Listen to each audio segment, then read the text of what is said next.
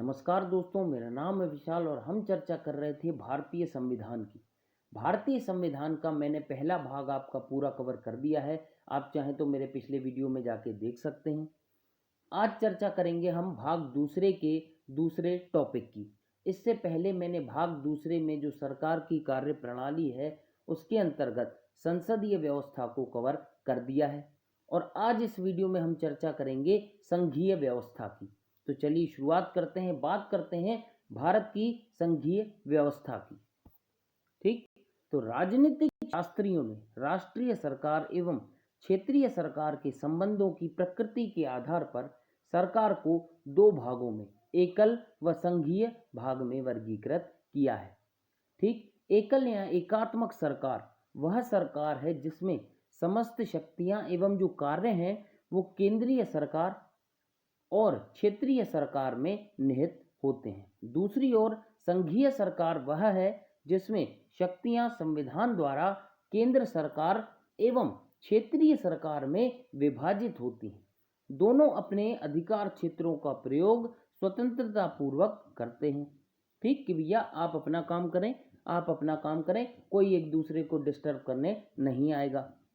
ठीक, बात करते हैं कुछ देशों की, जैसे ब्रिटेन, फ्रांस, जापान, चीन, इटली, बेल्जियम, नॉर्वे, स्वीडन और आपका स्पेन आदि में सरकार का एकात्मक स्वरूप है, जबकि अमेरिका, स्विट्जरलैंड, ऑस्ट्रेलिया, कनाडा, रूस, ब्राज़ील, अर्जेंटीना आदि में सरकार का संघीय मॉडल है और जो भारत है इसमें दोनों का मिक्स मॉडल है। ठीक, संघीय मॉडल में राष्ट्रीय सरकार को संघ सरकार या केंद्रीय सरकार या संघीय सरकार के रूप में भी जाना जाता है। क्षेत्रीय सरकार को राज्य सरकार या प्रांतीय सरकार के रूप में भी जाना जाता है। ठीक, बात करते हैं संघीय एवं एकात्मक सरकार की विशेषताओं को निम्नलिखित तरीके से तुलनात्मक रूप से उल्लिखित किया गया है। कैसे? संघ शासन जो है, ये जो शब्द है ये लैटिन शब्द फोइडिस, जिसकी स्पेलिंग FOEDUS, जिसका प्रोनाउंसिएशन होगा फोइडिस से लिया गया है, जिसका अभिप्राय है संधि या समझौता। इस तरह संघ शासन एक नया राज्य राजनीतिक व्यवस्था है जिसे विभिन्न इकाइयों के बीच संधि या समझौते के तहत निर्मित किया गया है। संघों की इकाइयों को विभिन्न नामों से भी जाना जाता है, जैसे राज्य, जैसे अमेरिका में बोला जाता है राज्य यूनाइटेड स्टेट्स ऑफ अमेरिका, संयुक्त राज्य अमेरिका। ठीक, कैंटोन जैसे कि स्विट्जरलैंड में, प्रांत जैसे कि कनाडा में और गणतंत्र जैसा कि रशिया में, जो कि पहले हमारा बहुत अच्छा दोस्त हुआ करता था, आजकल वो भी चाइना की गोद में बैठ गया है। ठीक, बात करते हैं संघ शासन जो है वो दो रूपों से मिलकर बनता है या निर्मित होता है, एकीकरण व विभेदीकरण। पहले मामले में सैनिक कमजोरी वाले या आर्थिक रूप से पिछड़े राज्य, स्वतंत्र राज्य मिलकर एक बड़े व मजबूत संघ का निर्माण करते हैं। जैसे कि बहुत सारे छोटे छोटे देश हैं, मतलब छोटे छोटे जो राज्य हैं, ठीक, उनने सोचा कि यार अपन लोग कमजोर हैं, कल को कोई हम पर हमला ना कर दे, उनको हमेशा एक डर सताता रहता है। तो क्या है, वो लोग मिलकर एक बड़े मजबूत संघ का निर्माण कर लेते हैं, जैसे कि अमेरिका। ठीक, दूसरे मामले में बड़ा एकीकृत राज्य संघ में परिवर्तित हो जाता है। जो पहले ही बहुत बड़ा राज्य है वो खुद को संघ बना लेता है, जहां राज्यों में स्वायत्ता होती है कि भैया जो राज्य है वो अपना अपना काम देखेंगे, किसी एक दूसरे को डिस्टर्ब नहीं करेंगे कि वो ऐसा कर रहा है भैया, वो ऐसा कर रहा है, होता है ना ऐसा, तो वो ऐसा कुछ नहीं करेंगे। ठीक, उदाहरण के लिए कनाडा और अमेरिका जो है विश्व में पहला व प्राचीनतम संघीय शक्ति वाला देश है। यह अमेरिकी क्रांति जो हुई थी 1775 और 83 के बाद 1787 में बना। इसमें 50 राज्य जो मूलतः थे, पहले मूल जो राज्य थे वो 13 राज्य थे, समाहित हैं इसमें। और संघीय शासन में कनाडा 10 प्रांत हैं। अभी मूल रूप से इसमें 4 प्रांत थे, ये भी निर्माण मतलब बहुत पहले से है, बहुत काफ़ी पुराना है, जो कि 1867 में निर्मित हुआ था। ठीक, भारत के संविधान में संघीय सरकार व्यवस्था को अपनाया गया। संविधान निर्माताओं ने संघीय व्यवस्था को दो कारणों से अपनाया। कौन सा? देश का वृहद आकार। भैया देश का आकार जो है वो बहुत बड़ा है, हर किसी को हमें सुविधा देनी है, ठीक, हर किसी के लिए व्यवस्था करनी है, तो इसके लिए, ठीक। सामाजिक सांस्कृतिक विविधता, कि भैया देश बहुत बड़ा है, हर किसी का जो सामाजिक व सांस्कृतिक विविधता पाई जाती है, कोई किसी धर्म को मानता है, कोई किसी जाति को मानता है, किसी की संस्कृति कुछ है, किसी की संस्कृति कुछ है, किसी का धर्म कुछ है, कोई कुछ फॉलो कर रहा है, कोई कुछ फॉलो कर रहा है, इसलिए, ठीक। संविधान में कहीं भी संघ शब्द का प्रयोग नहीं किया गया है। इसके स्थान पर संविधान का अनुच्छेद 1, संविधान का अनुच्छेद 1 भारत को राज्यों के संघ के रूप में परिभाषित करता है। Doctor B R. अम्बेडकर के अनुसार राज्य के संघ से दो बातें उभर कर सामने आती हैं, ठीक। अमेरिकी संघ के विपरीत भारतीय संघ राज्यों के बीच सहमति का प्रतिफल नहीं है, ठीक। अमेरिका जो संघ है वो जो संघ है राज्यों के बीच जो एक सहमति बनी थी उनका प्रतीक है कि भैया सारे राज्यों ने मिलकर अमेरिका को बनाया है, ठीक। भारत में ऐसा नहीं है, भारत ने है जो वो राज्यों को बनाया है, ठीक। अमेरिका में क्या है, राज्यों ने अमेरिका बनाया है, भारत में जो भारत देश है उसने राज्य बनाए हैं, ठीक। बात करते हैं दूसरा, राज्यों को यह अधिकार नहीं है कि वह स्वयं को संघ से पृथक कर सकें, कि भैया कल को किसी राज्य का दिमाग खराब हो जाए कि भैया हमें देश में नहीं रहना है या देश से अलग होना है, तो ऐसा नहीं है भैया, ये एक्सेप्टेबल नहीं होगा, ठीक। एक डायलॉग है ना भैया उनका, नसरुद्दीन शाह साहब का वेडनेसडे में, कि भैया राठौर साहब ये एक्सेप्टेबल नहीं है, ठीक। तो भैया किसी को भी ये अधिकार नहीं है कि वो संघ से अलग हो जाए या पृथक हो जाए, ठीक। फेडरेशन संघ है क्योंकि वह अविभाज्य है, टूट नहीं सकता। बात करते हैं भारत के मॉडल की। भारत की संघीय व्यवस्था कनाडाई मॉडल पर आधारित है। एक अत्यंत सशक्त केंद्र होने के आधार पर कनाडाई मॉडल अमेरिकी मॉडल से सर्वथा भिन्न है। कैसे? भारतीय संघीय व्यवस्था कनाडाई व्यवस्था से इन आधारों पर समानता प्रदर्शित करती है या मैच खाती है। कौन सी? इसका निर्माण यानी विखंडित होने के तरीके, के भैया अलग होने के तरीके। दूसरा, संघ शब्द का प्रमुखता से प्रयोग।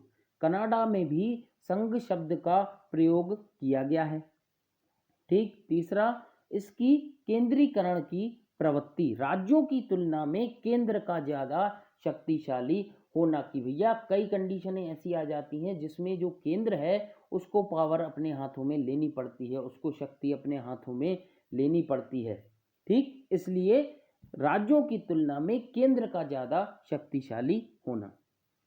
बात करते हैं संविधान की संघीय विशेषताओं की। भारतीय संविधान की संघीय विशेषताओं की, ठीक। पहला, द्वैध राज पद्धति। संविधान के संघ स्तर पर केंद्र एवं राज्य स्तर पर राज पद्धति को अपनाया गया है, ठीक। प्रत्येक को संविधान द्वारा कि भैया जो केंद्र है उसको भी संविधान द्वारा शक्ति दी गई है और जो राज्य है उसको भी संविधान द्वारा शक्ति दी गई है, ठीक। अपने क्षेत्रों में संप्रभु शक्तियां प्रदान की गई हैं कि भैया केंद्र अपना कार्य करेगा, राज्य अपना कार्य करेगा, कोई एक दूसरे के काम में डिस्टर्ब नहीं करेगा, मतलब सीधी सीधी बात, टांग नहीं अड़ाएगा, ठीक। केंद्र सरकार राष्ट्रीय महत्व के मामले जैसे रक्षा हो गया, विदेश मंत्रालय हो गया, कि भैया देश की रक्षा किस प्रकार से करनी है वो केंद्र बताएगा, विदेशी संबंध किस प्रकार से रखने हैं ये केंद्र तय करेगा, मुद्रा कैसी होनी चाहिए वो केंद्र तय करेगा, संचार कैसा होना चाहिए वो केंद्र तय करेगा, और भी बहुत सारे टॉपिक हैं उनको सिर्फ केंद्र देखती है। जबकि दूसरी ओर राज्य सरकारें क्षेत्रीय एवं स्थानीय महत्व के मुद्दों को देखती है, जैसे सार्वजनिक व्यवस्था कैसी चल रही, कृषि कैसी हो रही, स्वास्थ्य कैसा है लोगों का, स्थानीय प्रशासन कैसा है आदि। बात करते हैं दूसरी विशेषता की, लिखित संविधान। हमारा संविधान ना केवल लिखित संविधान है बल्कि विश्व का सबसे बड़ा संविधान भी है। मूलतः मतलब ये जब बना था इसमें एक प्रस्तावना, 395 अनुच्छेद जो कि 22 भागों में विभक्त थे और 8 अनुसूचियां थीं। वर्तमान में इसमें 450 लगभग अनुच्छेद जो कि 24 भागों में विभक्त हैं और 12 अनुसूचियां हैं। इसमें केंद्रीय एवं राज्य सरकारों की शक्तियों एवं उनके प्रयोग की विस्तृत विवेचना है कि भैया क्लियर बताया गया है इसमें जो केंद्र है उसकी शक्तियां क्या है, वो उसका उपयोग किस प्रकार से करेगा, और इसी टाइप का राज्य के साथ भी है। ठीक, यह दोनों के मध्य गलत फहमी हो जाती है, असहमति हो जाती है, उनको उत्पन्न नहीं होने देता। उनको रोकने के लिए ये किया गया है कि भैया आप ये काम करेंगे, आप ये काम करेंगे, लड़ना मत। ठीक, बात करते हैं तीसरा, शक्तियों का विभाजन। संविधान में केंद्र एवं राज्यों के बीच शक्तियों का विभाजन किया गया है। इसमें 7वीं अनुसूची में केंद्र, राज्य एवं दोनों से संबंधित सूचियां निहित हैं। ठीक, बात करते हैं संविधान की सर्वोच्चता की, चौथी विशेषता की। संविधान सर्वोच्च है। केंद्र या राज्य सरकार द्वारा प्रभावी कानूनों के विषय में इसकी व्यवस्था सुनिश्चित होनी चाहिए। ठीक, इन्हें उच्चतम न्यायालय या उच्च न्यायालय में न्यायिक समीक्षा के तहत अवैध घोषित किया जा सकता है भैया। ठीक, मतलब कुल मिला के संविधान सर्वोच्च है। केंद्र या राज्य सरकार यदि कोई ऐसा कानून बनाते हैं जो संविधान को कम करने की या काटने की कोशिश करता है तो उच्चतम न्यायालय या उच्च न्यायालय न्यायिक समीक्षा के तहत इसे अवैध या नल एंड वॉइड करार दे सकता है। ठीक, इस तरह सरकार के घटकों विधायिका, कार्यकारी एवं न्यायिक को दोनों स्तरों पर संविधान द्वारा विधित क्षेत्र के अंतर्गत कार्य करना चाहिए कि भैया चाहे केंद्र हो चाहे राज्य हो, दोनों को संविधान के अंतर्गत अंदर ही कार्य करना है। बात करते हैं कठोर संविधान की। संविधान द्वारा शक्तियों का विभाजन एवं संविधान की सर्वोच्चता तभी बनाए रखी जा सकती है जब संविधान में संशोधन की प्रक्रिया कठोर हो भैया। ठीक, मतलब संविधान जो होना चाहिए वो कठोर होना चाहिए, नहीं तो ऐसा होगा कि पता चला कोई पार्टी आई, उसने कोई संविधान संशोधन किया है, वो सही है या गलत है, तो ठीक दूसरी पार्टी आएगी वो उसको चेंज करने की कोशिश करेगी। यदि ये प्रक्रिया लचीली होगी तो वह आसानी से अपना काम करके निकल जाएंगे। ठीक, तो ये प्रक्रिया संविधान संशोधन की प्रक्रिया कठोर होनी चाहिए। ठीक, बात करते हैं छठवें की, स्वतंत्र न्यायपालिका। संविधान ने 2 कारणों से उच्चतम न्यायालय के नेतृत्व में स्वतंत्र न्यायपालिका का गठन किया है कि भैया जो न्यायपालिका है वो ना केंद्र की सुनेगी ना राज्य की सुनेगी। ठीक, वो रहेगी स्वतंत्र। ठीक, एक अपनी न्यायिक समीक्षा के अधिकार का प्रयोग कर संविधान की सर्वोच्चता को स्थापित करना। भैया न्यायपालिका का यह कर्तव्य रहेगा कि वो जो संविधान की सर्वोच्चता है उसको बनाए रखे अपने न्यायिक समीक्षा अधिकार के अंतर्गत। ठीक, बात करते हैं 7वें की, द्विसदनीय। संविधान ने द्विसदनीय विधायिका की स्थापना की है।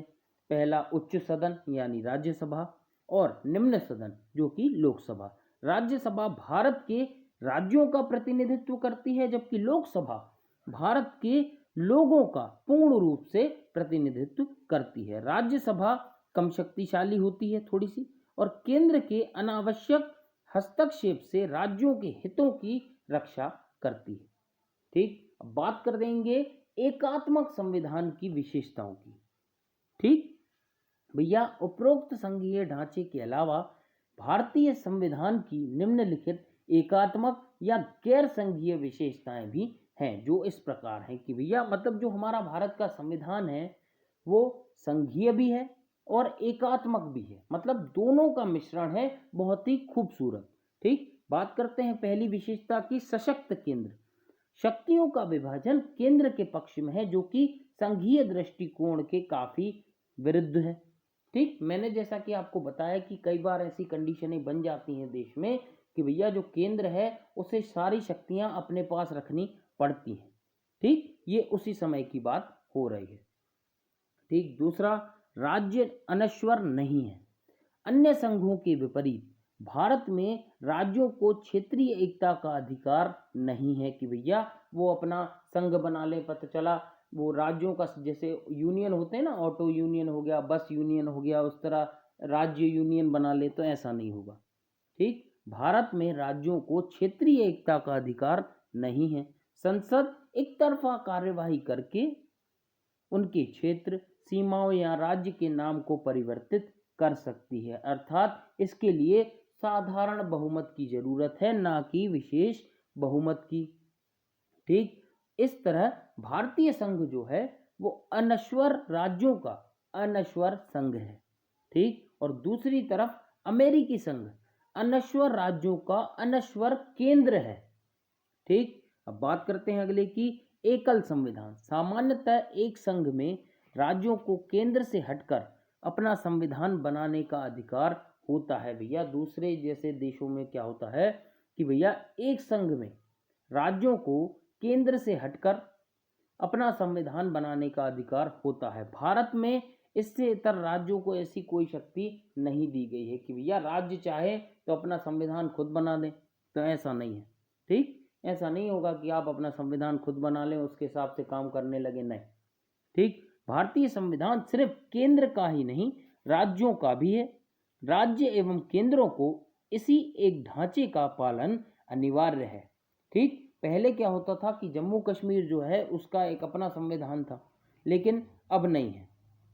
बात करते हैं संविधान के लचीलेपन की। अन्य संघीय प्रणालियों की तुलना में भारतीय संविधान में संशोधन प्रक्रिया कम कठोर है। भैया भारतीय संविधान में एक तरफ तो क्या है, संविधान संशोधन बहुत कठोर है, और दूसरी तरफ क्या है कि संविधान संशोधन लचीला भी है।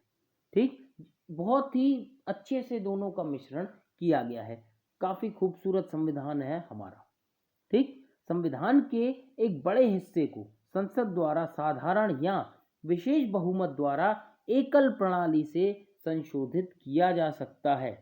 ठीक, यानी संविधान संशोधन की शक्ति सिर्फ केंद्र में निहित है। अमेरिका में राज्य भी संविधान संशोधन का प्रस्ताव रख सकते हैं। ठीक है ना। बात करते हैं अगले की, राज्य प्रतिनिधित्व में समानता का अभाव। ये एक चीज है जो थोड़ी सी देखना आप लोग। राज्यों की जनसंख्या के आधार पर राज्यसभा में प्रतिनिधित्व दिया जाता है। ठीक, जिस राज्य की जो जनसंख्या है वो कम होगी, उसका प्रतिनिधित्व राज्यसभा में उतना ही कम होगा। ठीक, सदस्यता में 1 से 31 तक की भिन्नता है। अमेरिका में राज्यों के प्रतिनिधित्व के सिद्धांत को उच्च सदन में पूर्ण रूपेण महत्व दिया जाता है। कैसा, इस तरह अमेरिकी सीनेट में क्या है 100 सदस्य हैं, अमेरिका की राज्यसभा में क्या है 100 सदस्य हैं, प्रत्येक राज्य में से 2। ठीक, लेकिन भारत में क्या है कि भैया जितनी जनसंख्या आपके राज्य की होगी उस हिसाब से आपको राज्यसभा में प्रतिनिधित्व दिया जाएगा। ठीक, और ये जो अमेरिका का ये जो सिद्धांत है ये छोटे राज्यों के लिए सुरक्षा कवच प्रदान करता है कि भैया आपके भी 2 सदस्य हैं, और चाहे कोई बड़ा राज्य है उसके भी सिर्फ 2 ही सदस्य हैं। लेकिन भारत में ऐसा नहीं है। भारत में क्या है कि भैया जो छोटा राज्य है उसकी प्रतिनिधित्व राज्यसभा में कम है, और जो बड़ा राज्य है उसका प्रतिनिधित्व राज्यसभा में ज्यादा है। ठीक, बात करते हैं 6वें की, आपातकालीन उपबंध। संविधान में 3 प्रकार के आपातकालों का उपबंध किया गया है। राष्ट्रीय आपातकाल, राज्य आपातकाल एवं वित्त आपातकाल। आपातकाल के दौरान केंद्र सरकार के पास सभी शक्तियां आ जाती हैं। जैसा कि मैं आपको पहले बता रहा था कि भैया विशेष परिस्थितियां जो होती हैं वो आपातकाल की परिस्थितियां होती हैं। विशेष परिस्थितियों में आपातकाल लगाया जाता है और पूरी शक्तियां जो होती हैं केंद्र अपने पास ले लेता है। जो राज्य हैं वो केंद्र के अधीन हो जाते हैं या नियंत्रण में हो जाते हैं। बात करते हैं एकल नागरिकता की। दोहरी व्यवस्था के बावजूद भारत का संविधान कनाडा की तरह एकल नागरिकता व्यवस्था को अपनाता है।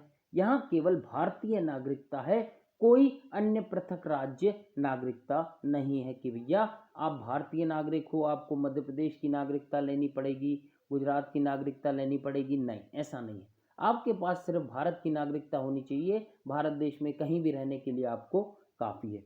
लेकिन जो दूसरे देश हैं जैसे कि अमेरिका है, मान लीजिए पहले आपको जहां आप अमेरिका में जिस राज्य में रहते हैं उसकी नागरिकता लेना अनिवार्य है, मतलब वहां की नागरिकता आपके पास होनी चाहिए और अमेरिका की भी नागरिकता आपके पास होनी चाहिए।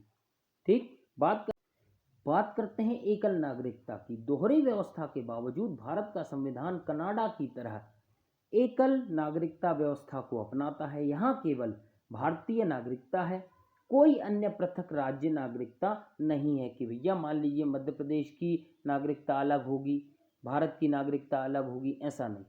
ठीक, लेकिन अमेरिका में ऐसा नहीं है। अमेरिका में क्या है कि भैया आप पहले जिस राज्य में रहते हैं, मान लीजिए आप फ्लोरिडा में रहते हैं, फ्लोरिडा में आप रहते हैं तो आपके पास फ्लोरिडा की भी नागरिकता होनी चाहिए, अमेरिका की भी नागरिकता आपके पास होनी चाहिए। ठीक, बात करते हैं अब 8वें की, एकीकृत न्यायपालिका। भारतीय संविधान द्वारा सबसे ऊपर उच्चतम न्यायालय के साथ एकात्मक न्यायपालिका की स्थापना की गई है और इसके अधीन राज्य उच्च न्यायालय होते हैं। न्यायालयों की एकल व्यवस्था केंद्र एवं राज्य कानूनों दोनों पर लागू होती है। ठीक, दूसरी ओर अमेरिका में न्यायालयों की दोहरी व्यवस्था है। ठीक, बात करते हैं 9वें की, अखिल भारतीय सेवाएं।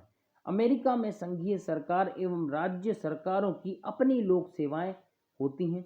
भारत में भी केंद्र एवं राज्यों की पृथक लोक सेवाएं हैं, लेकिन इसके अतिरिक्त अखिल भारतीय सेवाएं जैसे आईएएस, आईपीएस, आईएफएस केंद्र एवं राज्य दोनों के लिए हैं कि भैया जो आईपीएस का एग्जाम है वो मध्य प्रदेश का आदमी भी दे सकता है, गुजरात का आदमी भी दे सकता है, ऐसा नहीं कि सिर्फ दिल्ली के आदमी दे सकते हैं, ऐसा कुछ नहीं। मतलब पूरे देश के लोग आईएएस, आईपीएस, यूपीएससी का एग्जाम दे सकते हैं। ठीक, और जो उनके राज्य में होंगे उनके एग्जामों के लिए भी वो एलिजिबल होंगे। ठीक, बात करते हैं अब अगले की, एकीकृत लेखा जांच मशीनरी। भारत का नियंत्रक एवं लेखा महापरीक्षक न केवल केंद्र के बल्कि राज्यों के खातों की जांच भी करता है। ठीक, 11वें की चर्चा करते हैं, राज्य सूची पर संसद का प्राधिकार। इस सूची के विषयों पर राज्यों को काफी अधिकार दिए जाने के बावजूद केंद्र का सूची के विषयों पर अंतिम अधिकार बना रहता है। ठीक, बात करते हैं राज्यपाल की नियुक्ति की। 12वीं विशेषता की, राज्यपाल राज्य का प्रमुख होता है जिसकी नियुक्ति राष्ट्रपति द्वारा की जाती है। यह केंद्र के एक एजेंट के रूप में भी कार्य करता है कि भैया केंद्र ने मान लो अपना एक एजेंट भेजा, वो राज्य में क्या हो रहा है सब देखेगा, पूरी व्यवस्था कैसी चल रही है वो राष्ट्रपति को रिपोर्ट करेंगे। ठीक, बात करते हैं एकीकृत निर्वाचन मशीनरी की। चुनाव आयोग न केवल केंद्रीय चुनाव संपन्न कराता है बल्कि राज्य विधानमंडलों के चुनाव भी कराता है, लेकिन इस इकाई की स्थापना राष्ट्रपति द्वारा होती है। ठीक, बात करते हैं राज्य के विधेयक पर वीटो। राज्यपाल को राज्य विधानमंडल द्वारा पारित कुछ विधेयकों को राष्ट्रपति की संस्तुति के लिए सुरक्षित रखने का अधिकार है कि भैया ये हम ले जा रहे हैं, ये राष्ट्रपति को दिखाएं, मतलब उनके लिए सुरक्षित रख सकते हैं। ठीक, राष्ट्रपति अपनी संस्तुति के लिए इसे न केवल पहली बार बल्कि दूसरी बार भी रोक सकता है। इस तरह राष्ट्रपति के पास राज्य विधेयकों पर वीटो का पावर होता है। तो भैया ये तो हो गई संविधान की एकात्मक विशेषताएं। अगले वीडियो में हम चर्चा करेंगे केंद्र राज्य संबंधों की, सेंटर स्टेट रिलेशन की। तो चलिए, आपको वीडियो पसंद आए तो कृपया वीडियो को लाइक करें, शेयर करें और हमारे चैनल को सब्सक्राइब करना मत भूलिए। Thank you.